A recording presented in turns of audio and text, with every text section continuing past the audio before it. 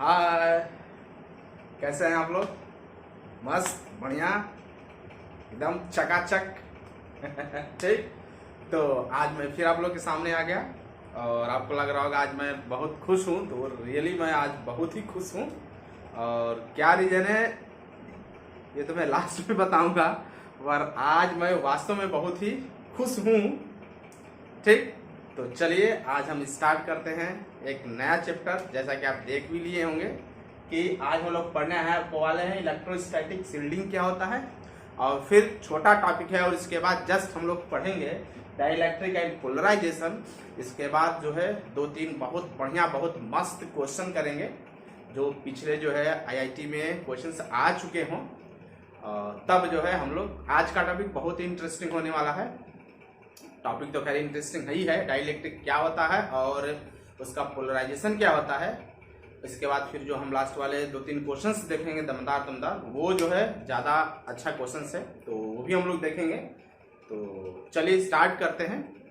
मेरा नाम पवन तिवारी, आप लोग के सामने फिर एक बार एक नए टॉपिक के साथ, बहुत ही इंटरेस्टिंग टॉपिक के साथ आ गया हूँ। और टॉपिक स्टार्ट करने से पहले एक बार फिर मैं आपसे रिक्वेस्ट करता हूं कि यदि आप मेरा वो पिछला टॉपिक नहीं देखे हैं तो एक बार जाकर ज़रूर देखें, और कोई भी टॉपिक देखें तो आप एक सीक्वेंस में देखें, जिससे कि आपके कंसेप्ट जो है क्लियर होते जाएंगे। और साथ ही साथ आप पेन कापी लेकर देखें, नोट्स भी बनाते चलें, ताकि बोर्ड एग्ज़ाम में आपको बहुत ज़्यादा हेल्प मिलेगा। ठीक। तो चलिए लेट्स स्टार्ट। आज का टॉपिक है इलेक्ट्रोस्टैटिक शील्डिंग। तो माय नेम इज पवन कुमार तिवारी, मेरा और आपका भी अच्छा सा जो चैनल है पवन सर साइंस 066। तो चलिए हम स्टार्ट करते हैं इलेक्ट्रोस्टैटिक शील्डिंग। जैसा कि पिछले टॉपिक में मैंने आपको बताया था कि यदि किसी कंडक्टर को, कोई भी कंडक्टर को यदि हम इलेक्ट्रिक फील्ड में रख देते हैं तो कंडक्टर के अंदर जो हमारा इलेक्ट्रिक फील्ड होता है वो आप जानते हैं क्या होता है, वो जीरो होता है। कंडक्टर के अंदर मेरा इलेक्ट्रिक फील्ड नहीं होता है। Inside the conductor there is no electric field. ये क्या होता है, मेरा जीरो होता है। ऐसा क्यों होता है ये मैंने एक्सप्लेन जो पिछले वीडियो में कर दिया है, पिछले लेक्चर में कर दिया है। अगर आप वो नहीं देखे हैं तो एक बार जरूर उसे देखें तो आपको क्लियर हो जाएगा।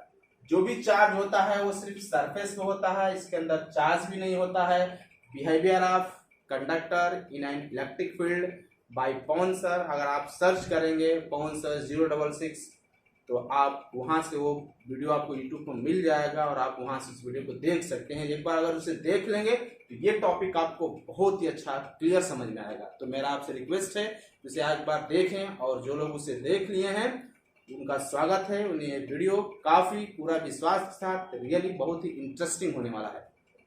तो चलिए वीडियो को लास्ट तक देखते रहिए। तो किसी भी कंडक्टर को यदि हम इलेक्ट्रिक फील्ड में रख देते हैं तो इसके ऊपर कोई जो है, इसके अंदर जो है कोई इलेक्ट्रिक फील्ड नहीं होगा। इसके अंदर इलेक्ट्रिक फील्ड जीरो होता है। और इसके इस बिहेवियर का प्रयोग जो है हम अपने जो है बहुत ही अच्छा से करते हैं। इस बिहेवियर का प्रयोग क्या कि कंडक्टर को इलेक्ट्रिक फील्ड में रख देते हैं तो उसके अंदर इलेक्ट्रिक फील्ड क्या होता है, जीरो हो जाता है।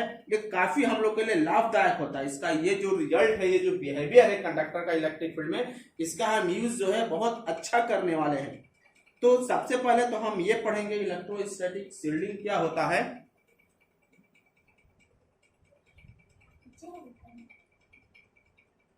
तो इलेक्ट्रोस्टैटिक शील्डिंग क्या होता है पहले मैं उसे लिख दे रहा हूं, तो फिर मैं आपको समझाता हूं इलेक्ट्रोस्टैटिक शील्डिंग क्या है, कहां इसका हम यूज करते हैं।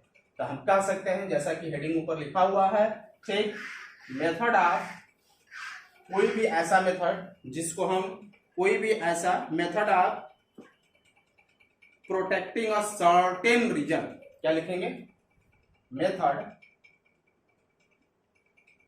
Of protecting a certain region from electric field,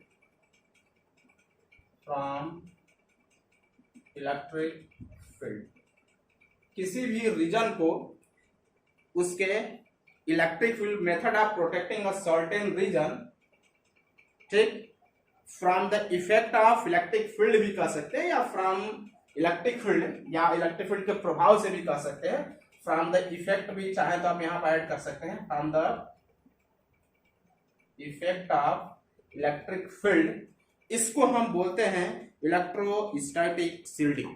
अब होता क्या है कि किसी भी रीजन को, बहुत से ऐसे हमारे पास इंस्ट्रूमेंट होते हैं जिसको अगर हम इलेक्ट्रिक फील्ड में रखें या इलेक्ट्रिक फील्ड में उसका अगर हम यूज करें तो इलेक्ट्रिक फील्ड में रखने से वो हमारा इंस्ट्रूमेंट खराब हो जाता है, उसका इलेक्ट्रिक फील्ड पर बहुत ज्यादा प्रभाव पड़ता है।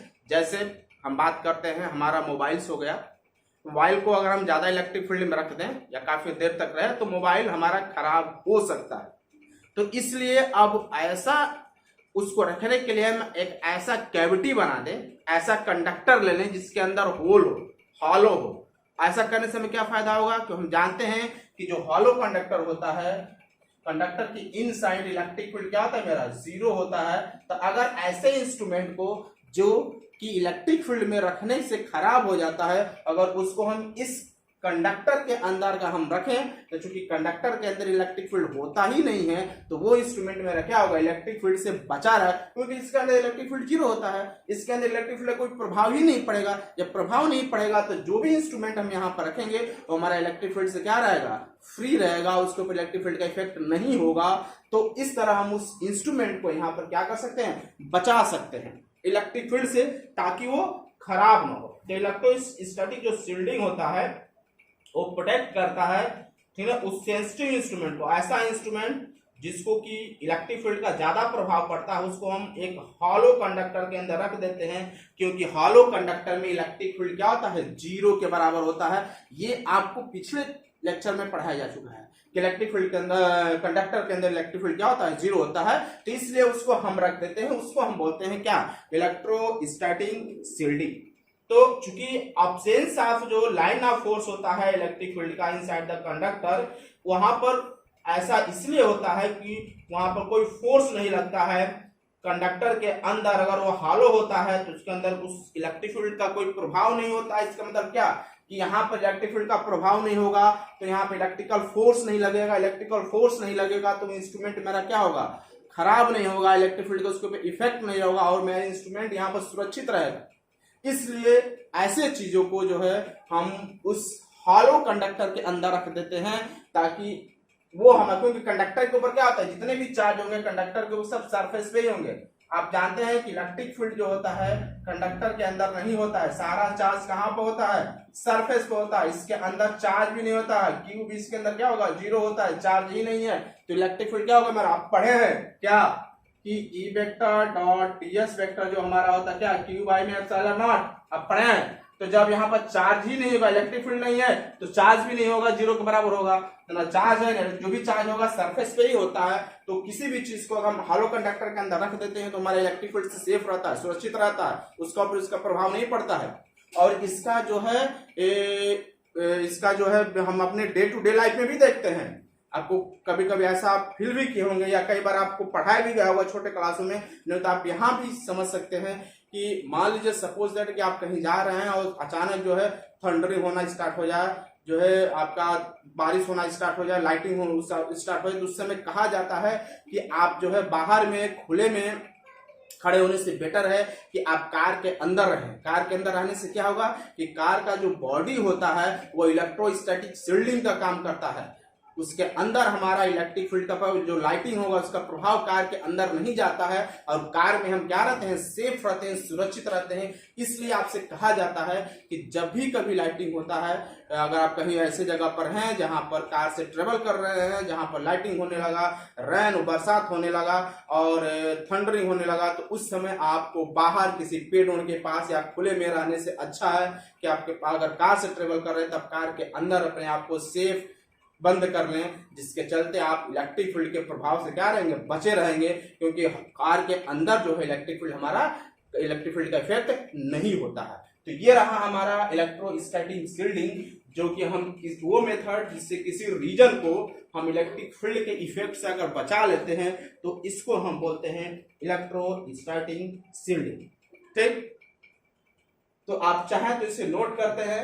चलते हैं अपने नेक्स्ट टॉपिक पर, डाई इलेक्ट्रिक एंड पोलराइजेशन।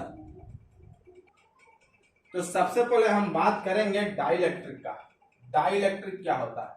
देखिए, जब हम डाई इलेक्ट्रिक की बात करते हैं तो हमारे दिमाग में एक चीज आ जाता है, नॉन कंडक्टिंग मटेरियल। वो मटेरियल जो नॉन कंडक्टिंग होगा उसको हम क्या बोलते हैं? Die electric.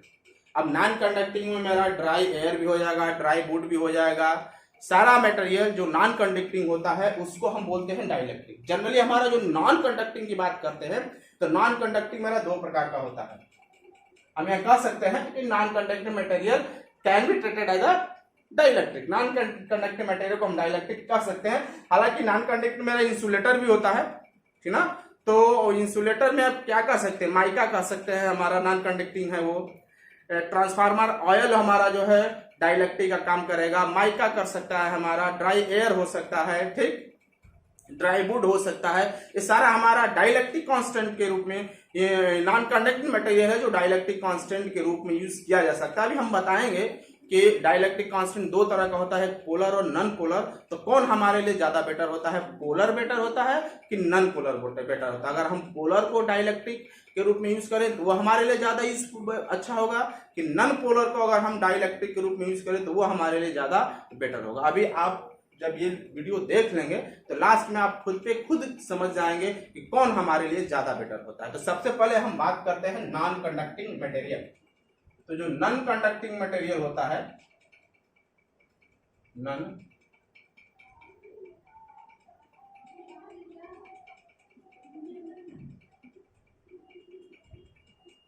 नॉन कंडक्टिंग जो मटेरियल होता है जनरली वो दो प्रकार का होता है।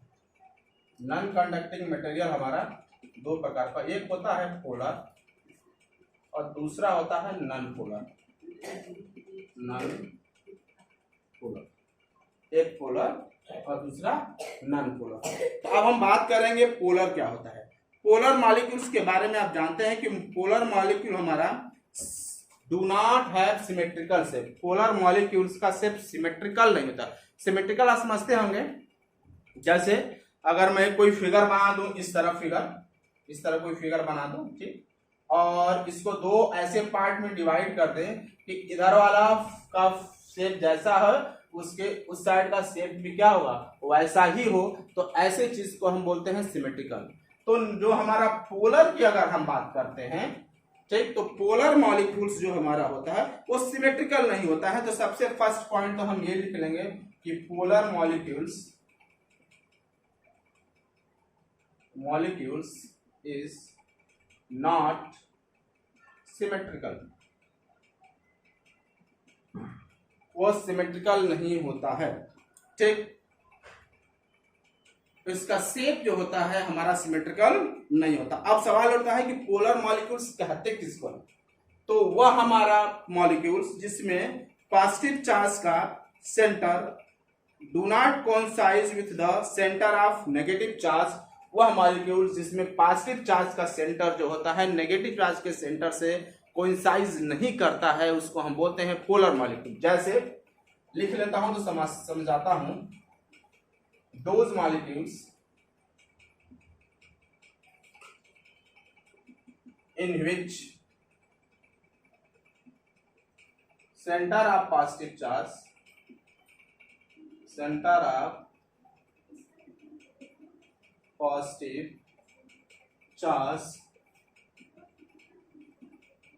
does not coincide with centre of negative charge, वह मॉलिक्यूल्स जिसमें पॉजिटिव चार्ज का सेंटर नेगेटिव चार्ज के सेंटर से कोइंसाइड नहीं करता। जैसे एग्जांपल में हम बात करते हैं HCl, NH3, H2O और भी है, लेकिन हम बात एग्जांपल में जिनकी बात करते हैं Cl, NH3 और H2O। ये सारे हमारे जो हैं ऐसे मॉलिक्यूल्स हैं जिसमें पॉजिटिव चार्ज और नेगेटिव चार्ज का सेंटर कोइंसाइड नहीं करता। जैसे अगर एक का फिगर हम बनाना चाहें, वाटर का फिगर हम बनाना चाहें, तो ये ऑक्सीजन हो गया और ये हाइड्रोजन हो गया और ये इधर हाइड्रोजन हो जाता है ना।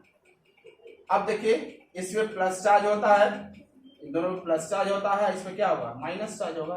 तो माइनस चार्ज का सेंटर कहीं इधर होगा, प्लस चार्ज का अगर हम इसको भी स्फीयर से बनाएं तो यहाँ पर इसका सेंटर कहीं यहाँ पर होगा, इसका सेंटर यहाँ पर होगा, इसका सेंटर, ये दोनों सेंटर एक दूसरे से कोइंसाइड नहीं कर रहा है। इसमें हम किसी का भी एग्जांपल ले लें, मैंने तो वाटर के लिए, आप इन दोनों का भी लेके देख सकते हैं, किसी का भी ले लें तो पॉजिटिव चार्ज और नेगेटिव चार्ज का सेंटर एक दूसरे से कोइंसाइड नहीं करेगा। यानी ऐसा नहीं है कि पॉजिटिव चार्ज है और इसी के ऊपर नेगेटिव चार्ज आ गया, ऐसे यानी दोनों का सेंटर एक दूसरे से ओवरलैप नहीं कर जाएगा, मिल नहीं जाएगा। जैसे मान लीजिए कि मैं ये ले लिया पॉजिटिव चार्ज और इसी पर चिपका कर एकदम नेगेटिव चार्ज ऐसे रख दिया, इसी तरह चिपका कर इस पर नेगेटिव चार्ज रख दिया।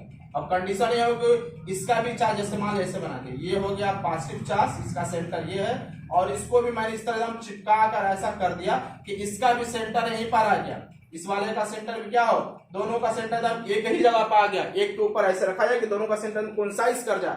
तो ये कंडीशन यहाँ पर नहीं होगा, ये कंडीशन आएगा इसमें, अभी हम पढ़ाएंगे तो बताएंगे। यहाँ पर पॉजिटिव और नेगेटिव का, अगर यहाँ पर पॉजिटिव का सेंटर है तो इससे हट कर कहीं दूसरे तरफ नेगेटिव का सेंटर होगा, यानी पॉजिटिव और नेगेटिव एक दूसरे से सेपरेट रहेंगे कुछ डिस्टेंस से, पॉजिटिव और नेगेटिव क्या रहेंगे, सेपरेट रहेंगे। और आप जानते हैं कि दो चार्ज एक पॉजिटिव और नेगेटिव एक दूसरे से सेपरेट रहते हैं सम डिस्टेंस को, इसको हम क्या बोलते हैं, इसको तो पोलर बोलते हैं। अरे पढ़े इसको, पढ़ेंगे नहीं पढ़ेंगे कि जब दो चार्ज एक दूसरे से सेपरेट हो जाते हैं सम डिस्टेंस, इसको क्या बोलते हैं हम, डाइपोल बोलते हैं। सॉरी मैंने पोलर बोल दिया, पोलर नहीं, इसको क्या बोलते हैं, डाइपोल बोलते हैं। ठीक भाई, डाइपोल को आप डिफाइन किए होंगे पिछले चैप्टर में, क्या होता है dipole, two charge equal magnitude but उसका नेचर क्या हो different, two equal and opposite charges कह सकते हो आप, two equal and opposite charges separated by the some distances क्या होता है डाइपोल। तो यहाँ पर दोनों चार्ज है पॉजिटिव और नेगेटिव, ये दोनों एक दूसरे से क्या है, सेपरेट है, अलग अलग है। तो जब इस तरह का कॉम्बिनेशन बनता है तो उसको तो हम डाइपोल बोलते हैं। इसका मतलब जो पोलर मॉलिक्यूल्स होता है वो डाइपोल का फॉर्मेशन करता है, क्योंकि इसमें पॉजिटिव नेगेटिव कोइंसाइड नहीं करता, पॉजिटिव का सेंटर कहीं और होता है, नेगेटिव का सेंटर कहीं और होता है, एक तरफ पॉजिटिव एक तरफ नेगेटिव, एक तरफ पॉजिटिव एक तरफ नेगेटिव। तो यहाँ पोलर का फॉर्मेशन तो हो ही रहा है, वो क्या बोलते हैं डाइपोल का तो फॉर्मेशन हो ही रहा है यहाँ पर। अब सवाल उठता है कि इसमें दो डाइपोल बन रहा है, एक यहाँ से प्लस और माइनस, एक यहाँ पर प्लस माइनस। तो जो यहाँ पर दो डाइपोल बन रहा है तो यहाँ पर दोनों डाइपोल के चलते रिजल्टेंट डाइपोल जो होगा उसका डायरेक्शन किधर होगा। तो आपको पता है कि एक ही पॉइंट से अगर दो हमारा वेक्टर निकलता है तो उसका रिजल्टेंट क्या होगा, इन दोनों के बीच से ही निकलता है। इसलिए यहाँ पर जो हो प्लस माइनस के चलते एक डाइपोल हो गया, प्लस माइनस के चलते यहाँ पर डाइपोल हो गया, तो इसका जो रिजल्टेंट होगा वो कुछ इस डायरेक्शन में होगा डाइपोल में। नेट डाइपोल मोमेंट की हम बात करते हैं तो नेट डाइपोल मोमेंट का डायरेक्शन कुछ इधर होगा। तो पोलर मॉलिक्यूल्स जो होता है उसमें पॉजिटिव चार्ज का सेंटर नेगेटिव चार्ज के सेंटर से कोइंसाइड नहीं करता है, और जब ऐसा कंडीशन होता है इसका मतलब पोलर मॉलिक्यूल्स हमारा डाइपोल का फॉर्मेशन ऑलरेडी करता है, क्योंकि वह सेंटर कोइंसाइड नहीं करता है। अब उसका रिजल्टेंट डाइपोल कैसा होगा, तो हम उसका रिजल्टेंट डाइपोल वाटर के केस में ऐसा खींच सकते हैं, उसी तरह इन दोनों के केस में भी बता सकते हैं कि उसका रिजल्टेंट डाइपोल मोमेंट का डायरेक्शन क्या होगा। तो ये तो हमने देखा कि पोलर मॉलिक्यूल्स क्या होता है, पोलर मॉलिक्यूल्स सिमेट्रिकल नहीं होता है। सबसे फर्स्ट पॉइंट, पोलर मॉलिक्यूल से कहते हैं जिसमें पॉजिटिव चार्ज का सेंटर नेगेटिव चार्ज के सेंटर से कोइंसाइड नहीं करता है। एग्जांपल हमने ये देख लिया, फिगर भी मैंने इसका ड्रा करके देख लिया, इन दोनों का रिजल्टेंट किधर होगा तो इस डायरेक्शन में होगा, ये भी हमने देख लिया। डाइपोल का डायरेक्शन किधर होता है, नेगेटिव से पॉजिटिव, डाइपोल मोमेंट का डायरेक्शन क्या होता है, नेगेटिव से पॉजिटिव, ये आप जानते हैं। ठीक, तो इसलिए ये चीज हमारा क्या होगा, इसका रिजल्टेंट होगा। अब हम देखेंगे कि इस पोलर मॉलिक्यूल्स को अगर इलेक्ट्रिक फील्ड के अब्सेंस में अगर ये रहेगा तो उसका बिहेवियर कैसा होगा, और इस पोलर मॉलिक्यूल्स को यदि हम इलेक्ट्रिक फील्ड के प्रेजेंस में रख देंगे तो बिहेवियर इसका कैसा होगा। दो तरह का बिहेवियर हम देखेंगे इस पोलर मॉलिक्यूल्स का। मतलब हम वाटर की बात कर लें, NH3 की बात कर लें, HCl की बात करें, इन दोनों का बिहेवियर एक बार इलेक्ट्रिक फील्ड के अब्सेंस में और एक बार इलेक्ट्रिक फील्ड के प्रेजेंस में हम देखेंगे कैसा बिहेवियर होगा। ठीक, तो सबसे पहले हम बात करते हैं effect of electric field on a polar substance. Polar substance का बिहेवियर इलेक्ट्रिक फील्ड पर क्या पड़ता है। तो इसे आपने नोट कर लिया, इरेज कर दें, चलिए इरेज कर देते हैं। अच्छा से हेडिंग लगाएंगे इफेक्ट ऑफ। अगर आप नहीं भी नोट कर पाते हैं तो वीडियो का आप रोक कर आसानी से आराम से खूब बढ़िया से नोट कर लीजिएगा, इसके बाद तब वीडियो को पढ़िएगा, आगे से देखिएगा, नोट बनाते रहिएगा, साथ साथ पढ़ेंगे effect of electric field on polar substance या polar molecules. Effect of electric field on polar molecules. ठीक, इलेक्ट्रिक फील्ड का इफेक्ट हमारा पोलर मॉलिक्यूल्स पर क्या हो। चलिए, तो effect of electric field on the polar molecules पर इलेक्ट्रिक फील्ड का क्या प्रभाव पड़ेगा। देखिए, जो पोलर मॉलिक्यूल्स होता है नॉन कंडक्टिंग सब्सटेंस का, इसके पास कुछ परमानेंट डाइपोल मोमेंट होता है इन the absence of electric field. पहले बात कर रहे हैं, अगर इलेक्ट्रिक फील्ड एब्सेंस हो, ठीक ना, इलेक्ट्रिक फील्ड क्या हो। अभी इलेक्ट्रिक फील्ड हम पहले चर्चा करेंगे कि जब इलेक्ट्रिक फील्ड नहीं होगा तब, इसके बाद चर्चा करेंगे जब इलेक्ट्रिक फील्ड आ जाएगा तब। तो इन the absence of electric field क्या होता है देख लेते हैं। एब्सेंस ऑफ इलेक्ट्रिक फील्ड, अगर इलेक्ट्रिक फील्ड एब्सेंस रहेगा तो क्या होगा। जैसे मैंने आपको वाटर का एग्जांपल बताया था, ये यहाँ पर मॉलिक्यूल्स, यहाँ पर मॉलिक्यूल्स है, इसको हाइड्रोजन का लेते हैं, ये नेगेटिव या पॉजिटिव। अब क्या होता है कि अगर इलेक्ट्रिक फील्ड नहीं भी रहे, इलेक्ट्रिक फील्ड एब्सेंस भी रहे, तो पोलर मॉलिक्यूल्स के बाद कुछ ना कुछ डाइपोल मोमेंट होगा अपना, इट्स ओन डाइपोल मोमेंट को कहा जाता है कि polar molecules of non conducting substance have its own dipole moment in the absence of electric field. Electric field के एब्सेंस में भी पोलर, भाई देख ही रहे हैं डाइपोल का फॉर्मेशन कर रहा है, दो चार्ज एक दूसरे से सेपरेटेड है सम डिस्टेंस से, तो डाइपोल का फॉर्मेशन करेंगे। अब पहले पढ़ चुके हो थ्रू लेक्चर में, तो यहाँ पर दो चार्ज एक दूसरे से सेपरेटेड है सम डिस्टेंस से, ये डिस्टेंस है, तो इसके पास कुछ ना कुछ डाइपोल मोमेंट होगा, फाइनाइट डाइपोल मोमेंट इसके पास होगा। निश्चित है कि इसके पास ओन डाइपोल, इट्स ओन खुद का डाइपोल मोमेंट इसके पास होता है। इन the absence of electric field रहे या ना रहे, लेकिन इसके पास डाइपोल मोमेंट होगा। डाइपोल मोमेंट किसे कहते हैं, दो चार्ज आपको पढ़ाया गया होगा, दोनों एक दूसरे से सेपरेटेड हो टुवर्ड डिस्टेंस, तो फिजिकल क्या होता है, मैग्नीट्यूड ऑफ आइदर चार्ज, दोनों चार्ज में से कोई चार्ज और उसके बीच का डिस्टेंस, यही तो बनाता है डाइपोल मोमेंट। तो इसके पास हमारा क्या होगा, खुद का अपना ओन जो है, इसके पास डाइपोल मोमेंट होगा, इसके पास डाइपोल मोमेंट होगा खुद, क्योंकि यहां पर भी एक नेगेटिव चार्ज है, यहां पर भी एक पॉजिटिव चार्ज है, दोनों कुछ डिस्टेंस, ये डिस्टेंस तो है ना, कुछ डिस्टेंस सेपरेटेड है, तो ये भी जो है डाइपोल मोमेंट बनाएगा, डाइपोल मोमेंट बनाएगा, चाहे इलेक्ट्रिक फील्ड रहे या न रहे। एब्सेंस भी, इलेक्ट्रिक फील्ड का एब्सेंस भी रहेगा, तो इसके पास कुछ ना कुछ डाइपोल मोमेंट होगा सबके पास। लेकिन होता क्या है, कंडीशन क्या आता है, बात ध्यान सुनेगा, अभी मैं जो बताने जा रहा हूं कि इन the absence of electric field जितने भी पोलर मॉलिक्यूल्स होते हैं उसके पास परमानेंट इलेक्ट्रिक डाइपोल मोमेंट होता है। लेकिन अगर हम नेट डाइपोल मोमेंट की बात करते हैं तो इन the absence of electric field जो नेट डाइपोल मोमेंट होता है पोलर मॉलिक्यूल्स का, वो जीरो हो जाता है। अब कहेंगे सर आप ये क्या कह रहे हैं, अभी कह रहे हैं कि इसका खुद का डाइपोल मोमेंट होता है और अभी कह रहे हैं कि नेट डाइपोल मोमेंट जीरो होगा। तो मैंने नेट डाइपोल की बात किया, एक एटम के द्वारा जो डाइपोल बनता है उसकी बात हम नहीं करते हैं। हम बोलते हैं कि जितने भी एटम होंगे उसके अंदर, उन सबको मिलाकर अगर नेट डाइपोल मोमेंट निकाला जाए पोलर मॉलिक्यूल्स का इलेक्ट्रिक फील्ड के अंदर in the absence of electric field, तो net dipole moment polar molecules का जीरो होगा। लेकिन इसका मतलब ये नहीं कि सबका जीरो है, सबका अपना कुछ ना कुछ डाइपोल मोमेंट, जितने भी एटम होंगे उसके अंदर सबका अपना कुछ ना कुछ डाइपोल मोमेंट होगा, लेकिन सबका मिलाकर अगर नेट डाइपोल मोमेंट निकाला जाएगा तो वो मेरा जीरो के बराबर आएगा। इस बात को हम किस तरह समझ सकते हैं, मान लीजिए कि ये मेरा कोई एब्सेंस ऑफ इलेक्ट्रिक फील्ड में होता क्या है, पहले ये समझ लेते हैं। इन the absence of electric field, in the absence of electric field, electric field के एब्सेंस में जो है होता क्या है, जैसे ही बना था H यहां पर था, ठीक हो गया। ठीक, चलिए अब in absence of electric field क्या होता है, जितने भी हमारे एटम्स होते हैं पोलर मॉलिक्यूल्स का, सारे के सारे हमारे जो नॉन कंडक्टिंग सब्सटेंस होते हैं, ठीक ना, वो सारे के सारे एक क्लोज चेन का फॉर्मेशन कर लेते हैं। आपको पता है कि एक जो है, हम बात करें किसी नॉन कंडक्टिंग सब्सटेंस का, तो उसमें न जाने कितने लाखों बिलियंस ट्रिलियंस एटम्स होते हैं उसके अंदर, ठीक। तो ये सारे एटम जो है एक दूसरे के साथ मिलकर इस तरह क्लोज चेन बनाते हैं, और डाइपोल मोमेंट तो इसके पास होता ही है, प्लस माइनस यहां वाला इस तरह जुड़ जाएगा, इस तरह क्लोज चेन कब बनाएगा, क्लोज चेन अभी हम समझा रहे हैं, थोड़ा बना ले फिगर तो आपको समझा रहे हैं।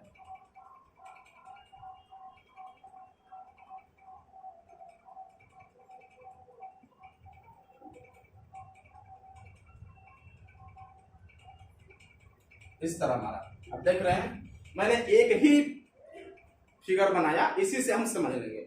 जब पोलर मॉलिक्यूल्स को अगर हम electric field non polar polar molecules को एब्सेंस ऑफ इलेक्ट्रिक फील्ड में रखते हैं, तो इसके अंदर जो हमारा जितने भी डाइपोल होते हैं सब मिलकर एक दूसरे से क्लोज चेंज बना देते हैं। चाहे तो इस फिगर को थोड़ा बड़ा कर एक और बना लेते हैं समझने के लिए, एक और बन जाएगा, अपने आप को समझने के लिए ज्यादा क्लियर हो जाएगा मेरा कंसेप्ट। इस तरह polar molecules in the absence of electric field एक दूसरे से क्या करते हैं, क्लोज हो जाते हैं, जुड़कर एक क्लोज चेन का फॉर्मेशन कर लेते हैं, और क्लोज चेन फॉर्मेशन करने के चलते जो नेट डाइपोल मोमेंट होता है क्या होता है, जीरो हो जाता है। इसका अपना खुद का डाइपोल मोमेंट होगा, जीरो नहीं होगा, इसका भी डाइपोल मोमेंट होगा, इसका भी डाइपोल मोमेंट होगा, इसका भी डाइपोल मोमेंट होगा, लेकिन सबका मिला दिया जाए तो जीरो होगा। क्यों? क्योंकि क्लोज फॉर्मेशन कर लिए। उसी तरह इन सबका अपना डाइपोल मोमेंट अलग अलग होगा, इसका कुछ अलग होगा, इसका कुछ अलग फाइनाइट वैल्यू होगा, इसका कुछ अलग फाइनाइट वैल्यू होगा, इसका कुछ अलग फाइनाइट वैल्यू होगा, लेकिन सबको मिला दिया जाए नेट की अगर हम बात करते हैं, चारों को मिलाकर नेट की बात करें, तो चूंकि चारों इन the absence of electric field में चारों जो होता है एक क्लोज चेन बना रहे हैं, क्लोज चेन बना रहा है, जिसके चलते अलग अलग डाइपोल मोमेंट होने के बावजूद भी ये मत समझिएगा कि सबका अलग अलग जीरो है, इसलिए सबका नेट जीरो नहीं, अलग अलग जीरो नहीं है, लेकिन नेट जीरो है। क्यों? क्योंकि ये एब्सेंस ऑफ इलेक्ट्रिक फील्ड एक दूसरे से क्लोज चेन बना ले रहा है, और क्लोज चेन बनाने के चलते ही इसका डाइपोल मोमेंट होने के बावजूद, अपना खुद का डाइपोल मोमेंट होने के बावजूद भी जो नेट डाइपोल मोमेंट होता है क्लोज चेन बन जाने के चलते जीरो हो जाता है। समझ में आई ये बात? फील हो रही है? फील हो रहा है मैं क्या कह रहा हूं? ये चीज समझ में आना चाहिए कि नेट डाइपोल मोमेंट कैसे जीरो होता है। इसके पास अपना, हम वाटर के ही बात करें, मान लीजिए सारे वाटर के ही मॉलिक्यूल्स है, सपोज ये सारा वाटर के ही मॉलिक्यूल्स है, वाटर के मॉलिक्यूल्स में सब हमारा ऐसे बना हुआ है, तो सबका अपना अलग अलग होगा। HCl की बात करते हैं, HCl का, तो इसमें क्या होगा, एक H हो जाएगा और एक क्या हो जाएगा, Cl हो जाएगा, Cl होगा, तो इसका अपना खुद का अपना डाइपोल मोमेंट होगा। हम नहीं कहेंगे कि इसका डाइपोल मोमेंट जीरो होगा, इसका निकालेंगे अगर हम इस फार्मूले पर, अगर इसकी कुछ ना कुछ वैल्यू आएगी, जीरो नहीं आएगा। तो अगर इसी को हम यहाँ पे बात कर लेंगे, H हो जाएगा, ये Cl हो गया, ये H हो गया, ये Cl हो गया, ये H हो गया, ये Cl हो गया, ये H हो गया, ये Cl हो गया, तो इसका सबका कुछ ना कुछ अपना फाइनाइट वैल्यू आएगा। यहाँ पर मान लेते हैं इसकी 0.5 के आसपास, सपोज है 0.5 के आसपास आ जाएगा, ठीक। तो सबका अलग अलग आ सकता है, कोई जरूरी नहीं कितना ही होगा, प्लस माइनस में भी आ सकता है, ठीक ना।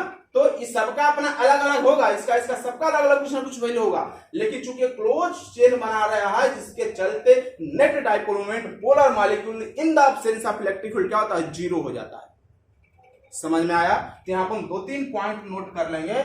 सबसे पहला ये कि polar molecules in a non conducting substance have a finite dipole moment. तो पहला लिखेंगे polar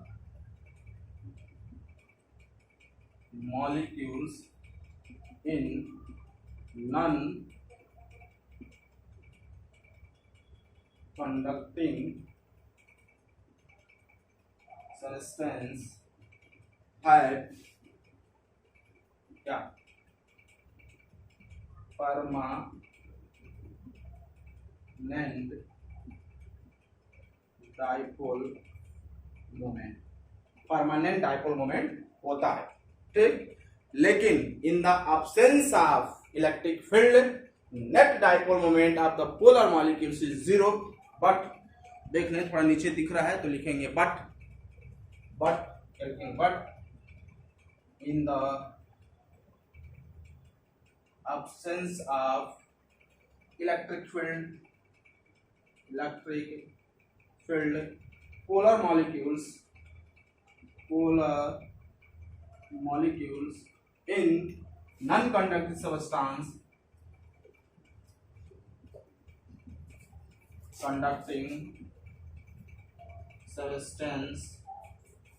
in the absence of electric field,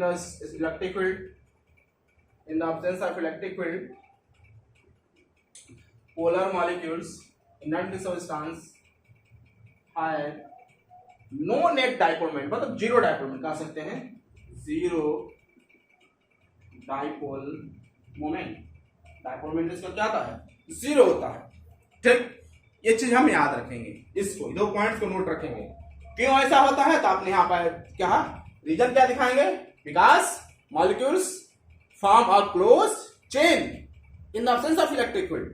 तो ये तो अभी हमने देखा कि पोलर मॉलिक्यूल्स को अगर हम इलेक्ट्रिक फील्ड के एब्सेंस में रखेंगे तो क्या रिजल्ट निकला कि उसके पास, सबके पास डाइपोल मोमेंट होने के बावजूद भी इलेक्ट्रिक फील्ड के एब्सेंस में उसका नेट जो डाइपोल मोमेंट होता है वो जीरो होता है। समझ में आया कि net dipole moment polar molecules का in the absence of electric field क्या होगा? जीरो होगा।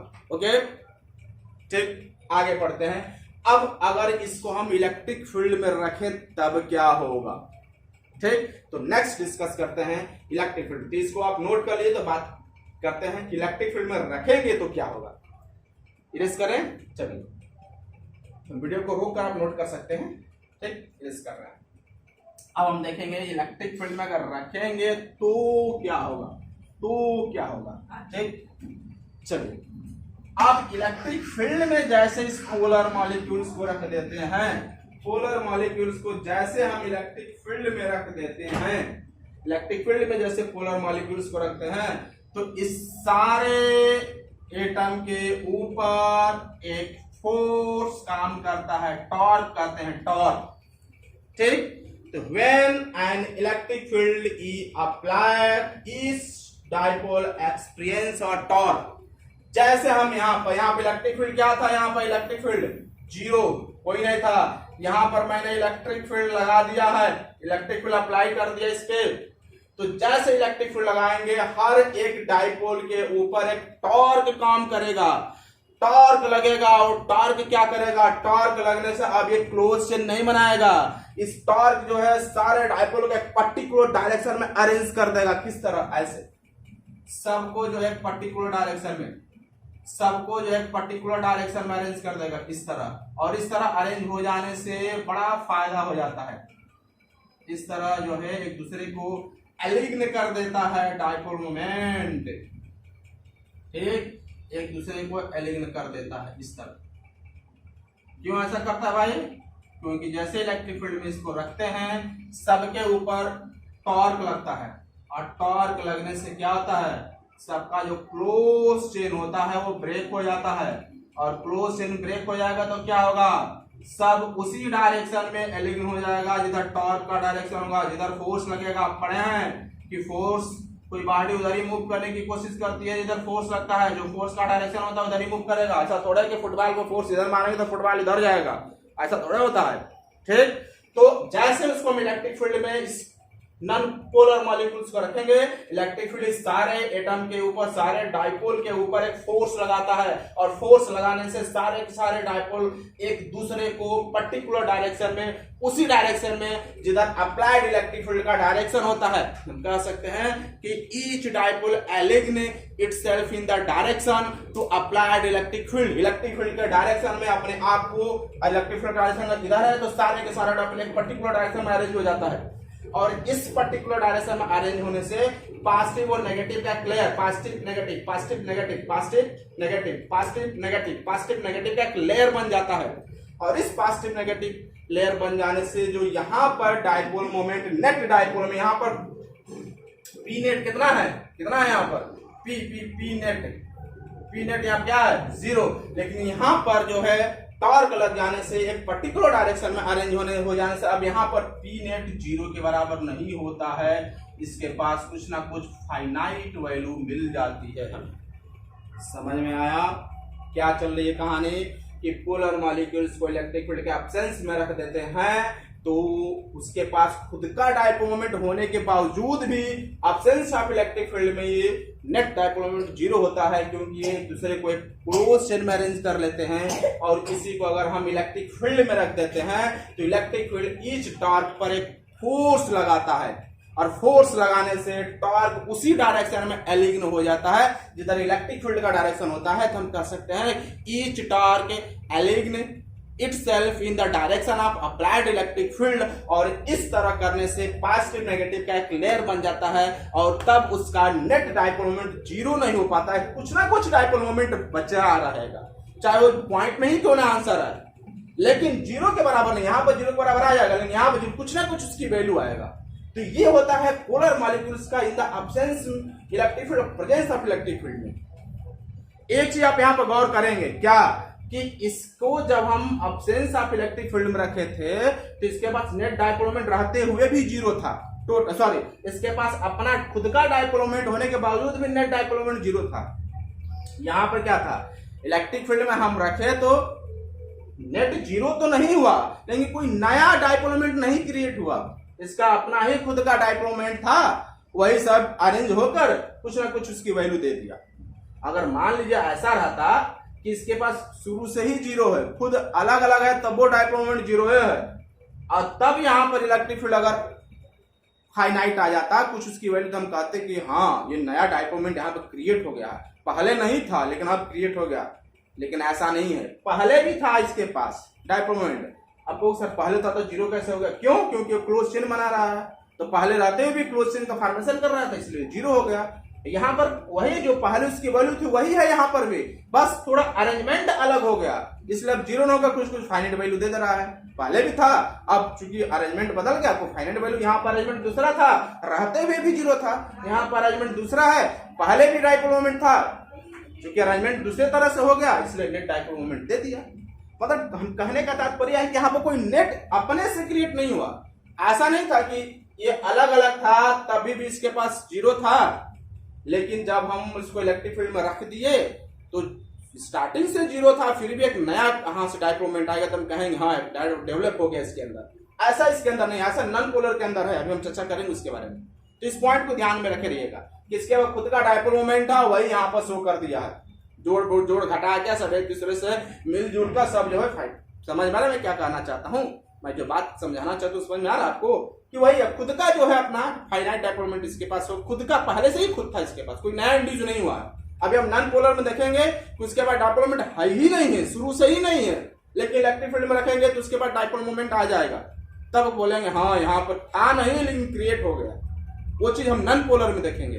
तो चलिए हम बात करते हैं, इसी समझ में आया क्या कि एब्सेंस ऑफ इलेक्ट्रिक फील्ड में नेट डायपोल मोमेंट 0, लेकिन प्रेजेंस ऑफ इलेक्ट्रिक फील्ड में डायपोल मोमेंट मेरा 0 नहीं था, फाइनाइट होता है। ठीक, अब हम बात करते हैं नॉन पोलर मॉलिक्यूल्स की, किसकी बात करेंगे, नॉन पोलर मॉलिक्यूल्स की बात। चलिए तो हम बात करते हैं effect of non polar molecules, non polar molecules का क्या प्रभाव होगा। ठीक, तो सबसे पहले तो हमें जानेंगे नॉन पोलर मॉलिक्यूल्स होता क्या है, इसके बाद उसका प्रभाव देखेंगे इन the absence of electric field and in the presence of electric field. तो सबसे पहले तो आप एक पॉइंट नोट कर लिए कि जो नॉन पोलर मॉलिक्यूल्स होता है वो सिमेट्रिकल शेप का होता है। पोलर में क्या लिख पाए थे हम कि polar molecules do not have symmetrical shape, लेकिन यहां पर होगा कि non polar molecules, non polar molecules have symmetrical shape. Symmetrical क्या होता है मैंने अभी आपको बताया था, सिमेट्रिकल शेप होगा। ठीक, अब नॉन पोलर मॉलिक्यूल्स कहते किसको है, तो वो मॉलिक्यूल्स जिसमें centre of positive charge coincide with the centre of negative charge, तो लिखेंगे और molecules in which centre of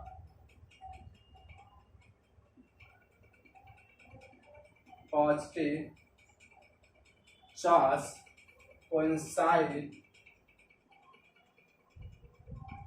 with the center of negative charge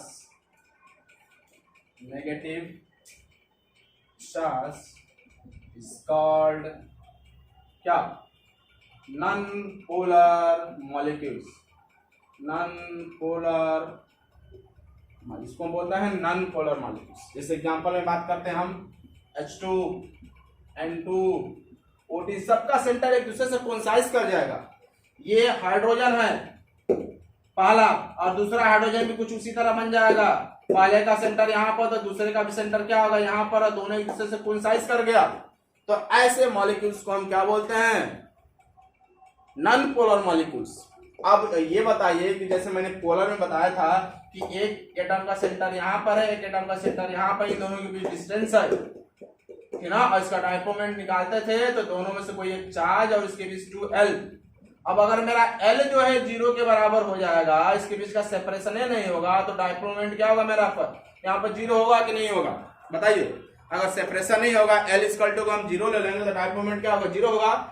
यहाँ पर क्या है कि जहां पॉजिटिव चार्ज का सेंटर है वहीं नेगेटिव चार्ज का सेंटर है, दोनों के सेंटर में कोई डिस्टेंस ही नहीं, सेपरेशन ही नहीं है। मतलब यहाँ पर जो सेपरेशन है दोनों के बीच का जो डिस्टेंस है वो ही नहीं है, 0 के बराबर है, इक्वल टू 0 के बराबर है। तो यहाँ पर डायपोल मोमेंट क्या होगा? 0 होगा। कब? जब हम इलेक्ट्रिक फील्ड नहीं लगाएंगे तब।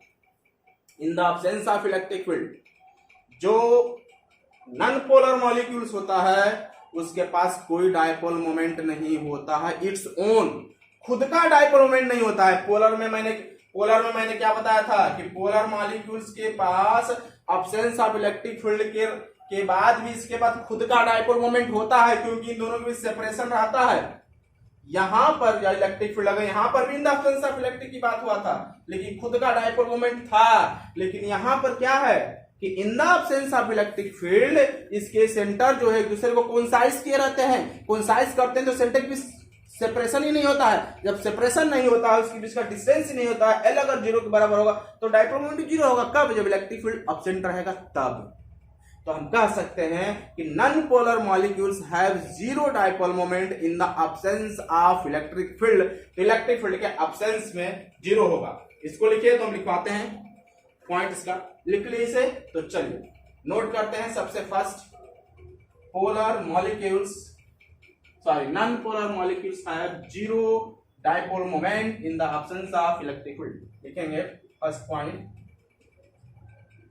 non-polar molecules have 0 dipole moment in the absence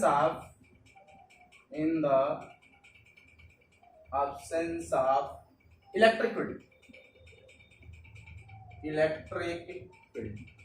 electric field के एब्सेंस में 0 कैसे होगा मैंने यहां आपको बताया। ठीक, अब सवाल उठता है कि अगर इसको हम मान लीजिए हाइड्रोजन का मॉलिक्यूल्स हो, भाई चलिए ले लेते हैं, किसी का ले लेते हैं, हाइड्रोजन से किसी का ले लेते हैं। न्यूक्लियस मान लीजिए 2 पॉजिटिव चार्ज है, 2 इलेक्ट्रॉन है यहाँ। ठीक, तो इलेक्ट्रिक फील्ड अगर नहीं रहेगा यहाँ पर तो E इक्वल टू, अगर एब्सेंस है तो P इक्वल टू क्या होगा? 0 ही होगा, क्योंकि दोनों का चार्ज कोइंसाइड कर जाता है। अब क्या होगा अगर इसको हम इलेक्ट्रिक फील्ड में रख दें, तब क्या होगा?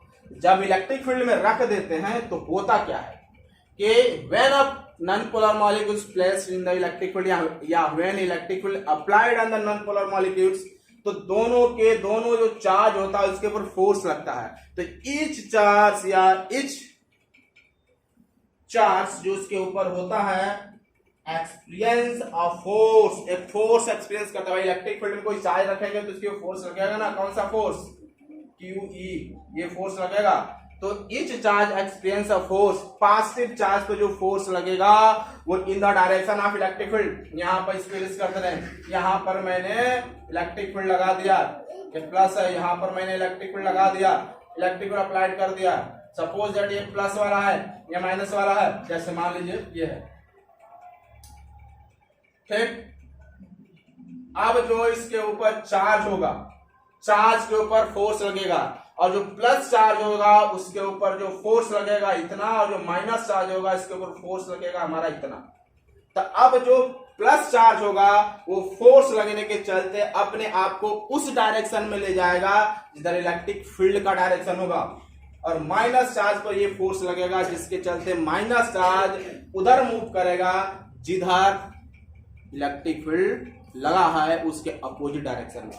पहले क्या था, दोनों एक दूसरे से कोइंसाइड थे, एक इलेक्ट्रिक फील्ड की तरफ भाग रहा है, एक इलेक्ट्रिक फील्ड का अपोजिट भाग रहा है, एक इलेक्ट्रिक फील्ड की तरफ भाग रहा है, एक इलेक्ट्रिक फील्ड का अपोजिट भाग रहा है, एक इलेक्ट्रिक फील्ड की तरफ उसके अपोजिट। तो क्या होगा, दोनों में सेपरेशन हुआ कि नहीं हुआ?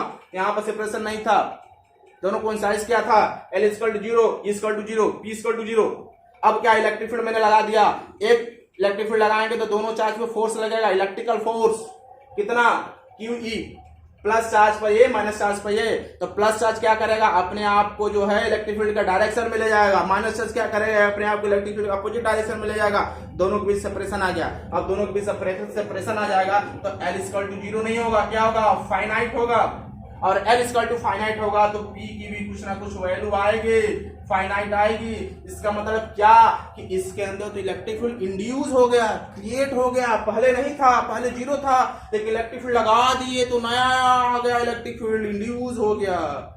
ओह, ये क्या हो गया इसके अंदर, समझ में आ रहा बात कि पहले इसके पास इलेक्ट्रिक फील्ड, सॉरी, इसके पास डायपोल मोमेंट नहीं था, इलेक्ट्रिक फील्ड नहीं, इसके पास डायपोल मोमेंट पहले नहीं था, 0 था, लेकिन जैसे इलेक्ट्रिक फील्ड में हमने रख दिया इसके अंदर एक डायपोल मोमेंट क्रिएट हो गया, डायपोल मोमेंट इंड्यूस हो गया इलेक्ट्रिक फील्ड में रख देने से।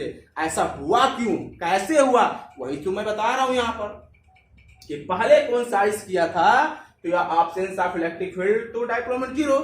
अब इसको इलेक्ट्रिक फील्ड में रख देने से प्लस चार्ज पर जो फोर्स लगेगा वो इलेक्ट्रिक फील्ड का डायरेक्शन में लगेगा, तो प्लस चार्ज इलेक्ट्रिक फील्ड का डायरेक्शन में जाएगा। नेगेटिव चार्ज पर जो फोर्स लगेगा वो नेगेटिव चार्ज क्या होगा, वो उसके अपोजिट डायरेक्शन में फोर्स लगेगा। मान लीजिए दोनों नेगेटिव है तो दोनों इसके अपोजिट आ गए इलेक्ट्रिक फील्ड के, ये पॉजिटिव है तो दोनों क्या करेंगे, पॉजिटिव डायरेक्शन में चले जाएंगे। तो यहाँ का दो इलेक्ट्रॉन इधर आने की कोशिश कर रहा है, ये दोनों इधर जाने की कोशिश कर रहा है, ये इधर आने की कोशिश कर रहा है, इधर दोनों में क्या हो गया, सेपरेशन हुआ कि नहीं हुआ, सेपरेशन होगा तो L 0 नहीं होगा, L 0 नहीं होगा तो P भी मेरा क्या होगा, 0 होगा, उसकी वैल्यू कुछ ना कुछ होगा। तो इसका मतलब कि जब ये चार्ज एक दूसरे को सेपरेट करते हैं तो उसके पास डायपोल मोमेंट इंड्यूस हो जाता है, भले उसके पास पहले से नहीं था, पोलर वाला में पहले से था, एब्सेंस ऑफ इलेक्ट्रिक फील्ड में भी था, नेट 0 हो रहा था।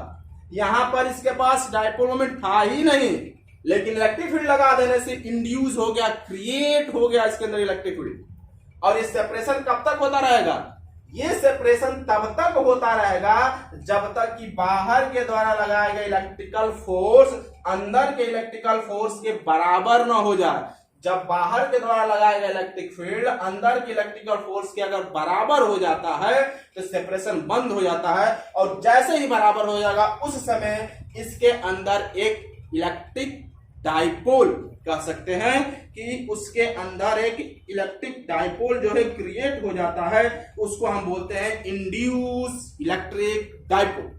तो कौन सा डाइपोल इसके अंदर इंड्यूस हो जाएगा, जो इलेक्ट्रिक डाइपोल क्रिएट होगा उसको बोलेंगे इंड्यूस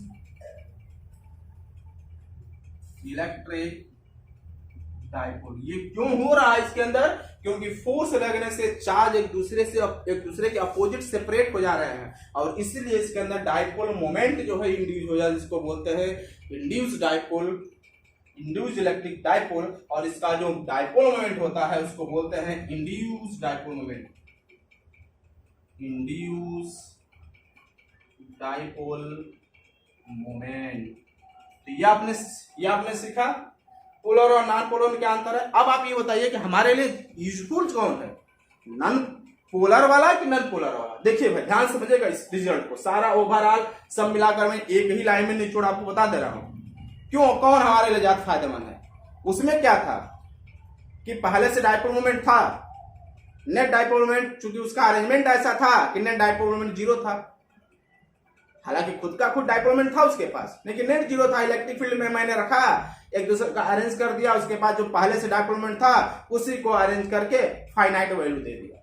लेकिन यहां पर क्या है कि पहले से नहीं था, एब्सेंस में 0 था, लेकिन रख दिए तो एक नया क्रिएट हो गया।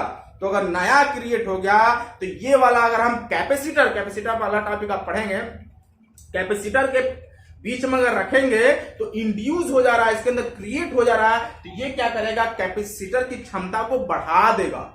वो भी बढ़ाएगा लेकिन उसके पास उतना नहीं बढ़ाएगा। क्यों? क्योंकि उसका पहले ही से था, कोई नया क्रिएट ही नहीं हो रहा है, जो था वही है, उसी के चलते जितना बढ़ाएगा उतना बढ़ाएगा। लेकिन यहां पर पहले से नहीं था, जीरो था, और बाहर उसके अंदर इंड्यूस हो जा रहा है, अलग से क्रिएट हो जा रहा है, तो ये क्या करेगा, उसकी क्षमता और ज्यादा बढ़ा देगा कैपेसिटर को। इसलिए हमारे लिए नन पोलर ज्यादा यूजफुल होता है। अगर नन पोलर को हम रखते हैं प्लेट के कैपेसिटर के बीच में, तो उसकी क्षमता को बढ़ा देता है बहुत ज्यादा, सिवाय पोलर के अपेक्षा। पोलर भी बढ़ाएगा, ऐसी बात नहीं है, लेकिन उससे ज्यादा बेटर यह हुआ क्योंकि इसके पास था नहीं, इंड्यूज हो गया। इंड्यूज हो जाने से क्रिएट हो गया, क्रिएट हो जाने से कैपेसिटर की क्षमता को बहुत तेजी के साथ बढ़ा देता है। उसके पास खुद ही से था, उसी को दिखा दिया, उसी के चलते थोड़ा बहुत बढ़ा दिया तो बढ़ गया। उसके अपेक्षा ये ज्यादा बढ़ाता है कैपेसिटर की कैपेसिटेंस को, अभी हम पढ़ाएंगे, तो इसलिए ये हमारे लिए ज्यादा बेटर होता है। ठीक है, समझ में आया? तो चलिए हम एक दो क्वेश्चन सॉल्व करते हैं, इसके बाद देखते हैं क्या रिजल्ट बनता है। ओके, चलिए आपके सामने एक क्वेश्चन ये है, फिगर में दिखाया गया है कि सम इक्विपोटेंशियल सरफेस आपको दे रखा है 1 2 3 4 करके। What can you say about the magnitude and direction of electric field. आपको बताना है कि इलेक्ट्रिक फील्ड का डायरेक्शन और मैग्नेटिक फील्ड का डायरेक्शन, सॉरी इलेक्ट्रिक फील्ड का डायरेक्शन, मैग्नीट्यूड क्या होगा और इलेक्ट्रिक फील्ड का डायरेक्शन क्या। ठीक, चलिए सॉल्व करिए, आप सॉल्व करिए तो फिर मैं बताता हूँ। वीडियो को रोकिए, इसके बाद आप सॉल्व करिए, सॉल्व करके बताइए। ऑप्शन दे दूं, ऑप्शन दे दूं हम। चलिए यहाँ ऑप्शन है, यहाँ पर ऑप्शन है, ऑप्शन हम दे रहे हैं। ये जो मेरा ऑप्शन है, ठीक, आप ऑप्शन नोट कर लीजिए। A equal to 200, B equal to 400, B equal to, C equal to 500 and B equal to 100। Video को नोट करिए, इसके बाद इसको सॉल्व करके बताइए कितना आया। चलिए तो हम स्टार्ट करते हैं। आशा है आप लोग सॉल्व किए होंगे और आप लोग का रिजल्ट भी आया होगा। अगर आ गया तो अच्छी बात, नहीं भी आएगा तो अच्छी बात। हम क्या करेंगे, इसमें से दो सारे आपको इक्विपोटेंशियल सरफेस दिया है, तो कोई दो कॉन्सेक्यूटिव इक्विपोटेंशियल सरफेस ले लेंगे, कोई दो ले लेंगे अपने मन से, क्रम से, ये वाला ये वाला ये वाला, कोई दो, यानी कि इसके बाद ये नहीं, कोई दो कॉन्सेक्यूटिव दो ले लेंगे। सपोज दैट मैंने ये एक ले लिया और ये इक्विपोटेंशियल ले लिया। ठीक, यहाँ पर 10 है, यहाँ पर 20 है, इसके बीच का एंगल 30 है, इसके बीच का एंगल 30 है। अब आपको पता है कि जो इलेक्ट्रिक फील्ड होता है वो इक्विपोटेंशियल सरफेस पर परपेंडिकुलर, क्योंकि इलेक्ट्रिक फील्ड का मैग्नीट्यूड और डायरेक्शन निकालना है। इलेक्ट्रिक फील्ड इक्विपोटेंशियल सरफेस पर परपेंडिकुलर होता है और उसका डायरेक्शन कितना होता है, तो हायर से लेकर लोअर की तरफ होता है, सॉरी 10 और ये 12, 10 to 12 हो जाएगा। तो आपको पता है कि वो ऑलवेज किधर डायरेक्टेड होता है, तो फ्रॉम हायर पोटेंशियल से लेकर लोअर पोटेंशियल की तरफ इसका डायरेक्टेड होता है। तो इसलिए इलेक्ट्रिक फील्ड चूंकि सरफेस पर आपको पता है कि आपको पढ़े होंगे इलेक्ट्रिक फील्ड इक्विपोटेंशियल सरफेस में, जो आपको इसकी प्रॉपर्टी पढ़े होंगे कि इक्विपोटेंशियल सरफेस पे इलेक्ट्रिक फील्ड हमेशा परपेंडिकुलर होता है और डायरेक्शन क्या होता है, हायर से लेकर लोअर तक होता है। तो हायर ये है, लोअर ये है, तो इलेक्ट्रिक फील्ड का डायरेक्शन तो ऐसे ही होगा और इसके परपेंडिकुलर भी होगा। तो कुछ इस तरह का इलेक्ट्रिक फील्ड हम खींच देंगे ऐसे परपेंडिकुलर। ठीक है, सरफेस पे क्या होगा, यहां से लेकर यहां तक के 90 डिग्री बनाएगा, सरफेस पे परपेंडिकुलर होगा। ठीक, डायरेक्शन हायर से लोअर की तरफ होगा। अब इसके डायरेक्शन तो मुझे पता चल गया, फ्रॉम हायर टू लोअर। हमें मैग्नीट्यूड की पता लगाना है कि कितना होगा उसकी वैल्यू। तो अब हम क्या करेंगे, ज्योमेट्री यहां पर लगाएंगे। तो आपको पता है कि पूरा एंगल मेरा 90 का है, ये 30 का हो जाएगा, तो ये कितना होगा 60 का हो जाएगा। इसके बीच का डिस्टेंस कितना होगा, ये 20 है, ये 10 है, तो क्या हो जाएगा, घटेगा तो 10 के बराबर हो जाएगा। तो हम कह सकते हैं dr कितना हो जाएगा मेरा, 10 के बराबर हो जाएगा। होगा कि नहीं होगा, dr मेरा 10 के बराबर। हम बात करते हैं dr की वैल्यू। अच्छा, dr हम निकालेंगे यहाँ से, ठीक, यहाँ dr हम निकालेंगे। चलिए, तो ये हो जाएगा 60 और ये हो जाएगा मेरा 30 है। तो हम बात करते हैं कि कितना होगा। dr का मतलब मेरा यहां से लेकर यहां तक का परपेंडिकुलर डिस्टेंस, ये अगर इसको हम a कह दें और ये b कह दें, तो ये मेरा ab मुझे फाइंड करना, ये तो मेरा 10 होगा 10। अब अगर हम इस ट्रायंगल में ए बी और इसको हम सी कह दें, ए बी सी में अगर हम लगा दें cos 60, तो cos 60 कितना होगा भाई? cos 60 ये मेरा 60 का है, तो बेस बाय हाइपोटेनस लेकर चलेंगे कि नहीं लेकर चलेंगे? ठीक, यहाँ पर परपेंडिकुलर होगा तो ये बेस होगा, ये 90 डिग्री का बनाएगा, तो ये मेरा क्या हो जाएगा? हाइपोटेनस हो जाएगा। ये मेरा 90 बाई इक्विपोटेंस सरफेस पर 90 डिग्री का एंगल बनता है ना, तो ये 90 डिग्री हो गया, ये 60 हो गया, ये मेरा हाइपोटेनस हो जाएगा। तो क्या होता है, अगर हम बात करें यहाँ पर, तो डी आर बाई में कितना हो जाएगा? बीसी, बीसी होगा, तो डी आर कितना हो जाएगा? बीसी cos 60, और बीसी किसके बराबर है मेरा? 10 के बराबर है, तो डी आर इक्वल टू 10 और cos 60 की वैल्यू 2 कितना हो जाएगा? 5 सेंटीमीटर होगा। क्यों? क्योंकि यहाँ पर कह रहा है कि सेंटीमीटर में है, तो 5 सेंटीमीटर हो जाएगा। तो हमें डी आर निकला, हमें बता रहा है इलेक्ट्रिक फील्ड का मैग्नीट्यूड पूछ रहा है, तो हम क्या लिखेंगे? ई स्क्वायर आपको पता है माइनस डीवी बाई में डी आर इतना होता है, ये आप जानते हैं, minus D V by D R. ठीक, अब सॉरी, अब हम निकालेंगे डीवी, तो डीवी की जब हम बात करेंगे तो कितना हो जाएगा? डीवी निकालेंगे तो बताइए, यहां से इसका यहाँ पर पोटेंशियल कितना है? 10, यहाँ पे कितना है? 20, ये 10 है आपका 10 वोल्ट का, यहाँ पे कितना है? 20 वोल्ट का, तो सब्ट्रैक्ट करेंगे तो 10 माइनस 20 कितना आ जाएगा? माइनस 10 वोल्ट आ जाएगा D V. Change in potential, D V मेरा माइनस 10 वोल्ट के बराबर आएगा। अब हम इस फार्मूले में डीवी की वैल्यू रख देंगे और डीआर की वैल्यू रख देंगे, तो रिजल्ट जो हमारा बनेगा ऊपर लिखते हैं यहाँ पर, यहाँ हो जाएगा E equal to minus D V by में डी आर, तो माइनस और डीवी की जगह रख देंगे माइनस 10, और डी आर जो है 5 सेंटीमीटर है, तो मीटर में कन्वर्ट करेंगे तो 5 इंटू 10 के पावर माइनस 2 होगा, और ये माइनस माइनस प्लस हो जाएगा। और जब इसको हम कैलकुलेट करेंगे तो कैलकुलेट करके आप देख सकते हैं इसकी वैल्यू जो आएगा 200 वोल्ट मीटर, कुछ इस तरह करके पर मीटर आएगा। तो कौन से मेरा ऑप्शन सही है? ऑप्शन नंबर फर्स्ट मेरा क्या होगा? सही होगा। एक क्वेश्चन एग्जाम पूछा भी है एग्जाम में। ठीक, तो चलिए बढ़ते हैं नेक्स्ट क्वेश्चन पर अपना। चलिए नेक्स्ट क्वेश्चन आपका है electric field electric potential V at any point X Y Z, सब मीटर में है, in space is given by v equal to, electric field आपको दे रखा है v equal to 4x² volt. आपको कैलकुलेट करना है इलेक्ट्रिक फील्ड नहीं है, इलेक्ट्रिक पोटेंशियल है, और आपको बताना है कि इलेक्ट्रिक फील्ड क्या होगा स्पेस में, किस पॉइंट पर? तो 0, 1, 0 और 2 पर। ठीक, ऑप्शन दे दें, आपको दे दे ऑप्शन दे रहे हैं, एक बार खुद से कोशिश करिए, इसके बाद तो फिर मैं बता दूं। चलिए वो ऑप्शन आपका है, 4 ऑप्शन आपके पास है, चारों में से आपको बताना है कौन सा होगा। ओके, ये क्वेश्चन एक बार पूछा है किसमें? IIT का ये क्वेश्चन एक बार पूछा हुआ है। ठीक, इलेक्ट्रिक पोटेंशियल आपको दिया है v इक्वल टू 4x², और आपको इलेक्ट्रिक फील्ड फाइंड करना है E किस पॉइंट पर? एट अ पॉइंट इस पे 1, 0, 2। कर लिए? वीडियो को रोकिए, ओके करिए, कर लिए होंगे आशा है। चलिए हम बताते हैं इसे। अब आपको पता है कि electric field E equal to होता है माइनस डीवी बाई में डी आर। तो जैसे हम V की वैल्यू यहाँ पर रखेंगे E, आप तीनों का निकालेंगे, क्योंकि ये 3 पॉइंट दिया है, एक्स वाई 3 डायमेंशन का है, ये एक्स एक्सिस वाई एक्सिस और तीनों का दे रखा है, देखा भी रहा है यहाँ पर एक्स वाई जेड तीनों का दे रखा है। तो इलेक्ट्रिक फील्ड हम ठीक, तो पहले एक्स एक्सिस के अलग निकालेंगे इलेक्ट्रिक फील्ड, फिर वाई एक्सिस के अलग इस फार्मूले से निकालेंगे, फिर जेड एक्सिस के अलग निकालेंगे। इसके बाद तीनों को जो हम मिलाकर देखेंगे टोटल जो है इस पॉइंट पर कितना होगा, सबका अलग। एक्स एक्सिस पे इस पॉइंट पर निकालेंगे, वाई एक्सिस के इस पॉइंट पर निकालेंगे, और जेड एक्सिस के क्या करेंगे 2 वाले पॉइंट पर निकालेंगे कितना होगा। ठीक, तो चलिए हम कैलकुलेट करते हैं इसका इलेक्ट्रिक फील्ड। ठीक, पहले क्या करेंगे इक्वल टू डी आर, और बी के जगह क्या रखेंगे 4x²। इसको डिफरेंशिएट करेंगे माइनस होता है,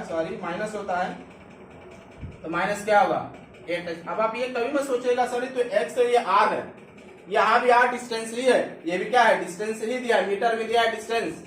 आर जो है एक्स जो है आर का ही फंक्शन है, इसलिए इसको हम डिफरेंशिएट कर सकते हैं। ठीक, ये हो जाएगा ई एक्स, एक्स एक्सिस के अलावा। उसी तरह अगर हमें निकालना है E Y minus D V Y में डी एक्स। ठीक, बात समझ में आ रहा? तो अब y के रिस्पेक्ट में करेंगे तब यहां पर हम क्या कर सकते हैं, इसको हम 0 कर सकते हैं, dr कर लीजिए। ठीक, इसको हम कर सकते हैं क्या 4x स्क्वायर, x है तो y के रिस्पेक्ट में करेंगे तो क्या हो जाएगा मेरा, ये 0 हो जाएगा, क्योंकि ये x एक्सिस के अलॉन्ग दिया है, y एक्सिस के अलॉन्ग 0 होगा। उसी तरह z एक्सिस के अलॉन्ग भी क्या हो जाएगा मेरा 0 हो जाएगा। ये तो आप जानते ही हैं भाई, इलेक्ट्रिक फील्ड x एक्सिस के अलॉन्ग है ना आपका। ठीक, यहाँ पर x में इक्वेशन दिया ही है, तो x एक्सिस के अगर y z में रहता तो y z का भी वैल्यू देता, यहाँ पर प्लस माइनस लगा कर y z होता, नहीं है सिर्फ x का है तो हम x एक्सिस के अलॉन्ग डिफरेंशिएट करेंगे तो उसकी वैल्यू आएगा, लेकिन y एक्सिस वाला 0, z एक्सिस वाला भी क्या होगा मेरा 0 ही हो जाएगा। ठीक, अब इसके बाद जो नेट इलेक्ट्रिक फील्ड होगा वो हम यहां से कैलकुलेट कर सकते हैं। यहां पर हम कैलकुलेट करके बता दें, नेट इलेक्ट्रिक फील्ड जो 3 डायमेंशन में होगा, आपको पता है क्या होता है, ई एक्स आई प्लस ई वाई जे प्लस ई जेड के, ये नेट इलेक्ट्रिक फील्ड हमारा हो जाएगा। तो अब आप देख रहे हैं यहाँ पर ये वाला टर्म, ये वाला टर्म तो 0 ही है, बस ये है इसकी वैल्यू कितनी आई है, इसकी वैल्यू जो है कितनी आई है -8x आई, और -8x की वैल्यू कितनी है यहाँ पर 1, तो 1 रख देंगे यहाँ पर तो हो जाएगा आई, सब मिलाकर होगा -8i। तो इसका मतलब कि ये फर्स्ट वाला जो ऑप्शन क्या होगा मेरा हो जाएगा सही, करेक्ट। समझ में आ रहा है, ये क्वेश्चन है। ठीक, चलिए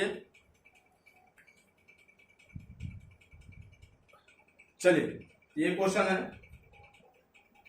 ठीक, करें if the potential in the region of a space around the point -1, 2 और 3 इज गिवन। पोटेंशियल आपको दे रखा है, इसका क्या दिया potential, v = 10x square plus 5y square minus 3z square volt में आपको दे रखा है। ठीक, इस पॉइंट पर पोटेंशियल, इस पॉइंट पर पोटेंशियल और इस पॉइंट पर पोटेंशियल तीनों मिलाकर आपको दे रखा है। अब कह रहा है कि इलेक्ट्रिक फील्ड कैलकुलेट करें, component of 3 electric field. 3 electric field मतलब क्या भाई, 3 डायमेंशन है ना, एक्स वाई जेड तीनों में दे रखा है। इसका मतलब हमें एक्स के अलॉन्ग इलेक्ट्रिक, एक्स एक्सिस के अलॉन्ग इलेक्ट्रिक फील्ड, फिर वाई एक्सिस के along electric field E Y, और जेड एक्सिस के अलॉन्ग इलेक्ट्रिक फील्ड मतलब ई जेड, तीनों कैलकुलेट करना है, कितना होगा। ठीक, तो अभी पिछले क्वेश्चन में आपने कैलकुलेट किया था, डिफरेंशिएशन करेंगे और आसानी से आ जाएगा। तो पहले अगर हम एक्स एक्सिस के अलॉन्ग निकालेंगे तो क्या हो जाएगा, डी वाई में dx कर देंगे तो क्या हो जाएगा डी वाई dx। अब v की वैल्यू कितनी है यहाँ पर 10x square plus 5 square minus 3z square, तो क्या हो जाएगा, अच्छा x के सापेक्ष डिफरेंशिएशन तो कर सकते हैं, लेकिन y z क्या होगा मेरा 0 हो जाएगा इसके लिए, इसलिए सिर्फ मेरा x वाला ही डिफरेंशिएशन होगा यहाँ पर। तो हम कितना कर सकते हैं, x के सापेक्ष, क्योंकि यहाँ माइनस होता है तो माइनस लगा देंगे, ये नीचे आ जाएगा, कितना होगा -20x होगा। अब x एक्सिस पे उसकी वैल्यू कितनी दे रखी है, -1 दे रखा है, तो वहां पर अगर -1 रखेंगे हम, भाई देखिए कह रहा है कि इसी पॉइंट पर बताना है, x एक्सिस का इस पॉइंट पर, y एक्सिस का इस पॉइंट पर, z एक्सिस का इस पॉइंट पर, तीनों एक्सिस का पॉइंट दे रखा है, तो हम x एक्सिस के लिए वाली पॉइंट यूज करेंगे, y एक्सिस के लिए वाला, z एक्सिस के लिए वाला। तो हमने इसको डिफरेंशिएट करके पहले x एक्सिस क्या लेंगे, इलेक्ट्रिक फील्ड निकाल देंगे, x एक्सिस के अलोंग कितना होगा। अब उस x एक्सिस के अलोंग इस पॉइंट पर कितना होगा, उसका मैग्नीट्यूड कैलकुलेट करना होगा। तो -2 इंटू 20 है, 20 इंटू 1 के जगह पर -1 रखेंगे तो हो जाएगा 20 वोल्ट पर मीटर, ये हो जाएगा, आसान है। अब y एक्सिस के अलोंग निकालेंगे उसी तरह क्या हो जाएगा -dv में dx। अब यहाँ पर ध्यान देंगे डिफरेंशिएशन अब इसका नहीं होगा, इसका भी नहीं होगा, सिर्फ y का होगा। तो y का डिफरेंशिएशन करेंगे कितना होगा -10y, और 10y कितना है 2 है, y का पॉइंट कितना है 2 है, यहाँ पर 10 इंटू 2 रखेंगे तो क्या होगा -20 वोल्ट पर मीटर। उसी तरह हम z एक्सिस का भी निकाल लेंगे, z एक्सिस में सिर्फ z वाला का डिफरेंशिएट करेंगे, इसका करेंगे, इन दोनों का नहीं करेंगे। तो Ez का निकालेंगे तो कितना होगा -dv में dx करेंगे तो -dy में, अच्छा डिफरेंशिएट मैं यहीं से कर लेता हूं, ये -3 है तो -3 होगा, ये नीचे आएगा तो 3 2 जा 6 जेड हो जाएगा, और यहाँ पर कितना है 3 है तो लिखेंगे -6 इंटू जेड के जगह 3 रखेंगे तो कितना होगा सब मिलाकर -18 वोल्ट पर मीटर। ये हो जाएगा मेरा एक्स एक्सिस, वाई एक्सिस और जेड एक्सिस के अलोंग इलेक्ट्रिक फील्ड। ओके, तो आज इतना ही रहने देते हैं। अगर इसमें आपको किसी प्रकार का डाउट हो तो आप कमेंट्स के माध्यम से पूछ सकते हैं। कोई भी डाउट हो फिजिक्स के किसी भी टॉपिक में, कहीं भी कोई भी कंफ्यूजन हो तो आप कमेंट्स के माध्यम से पूछिएगा। हो सकता है उसमें 1-2 दिन का लेट हो, या मैं तो कोशिश तो यही करूंगा कि आप जो ही पूछेंगे तुरंत उसका जवाब आप दे दें, लेकिन हो सकता है कभी कभी ऐसा होगा, हमेशा ऐसा नहीं होगा कि थोड़ा लेट भले हो, लेकिन जवाब आपको जरूर मिलेगा, श्योर मिलेगा। ठीक, तो best of luck, thanks for watching video, मिलते हैं नेक्स्ट वीडियो में।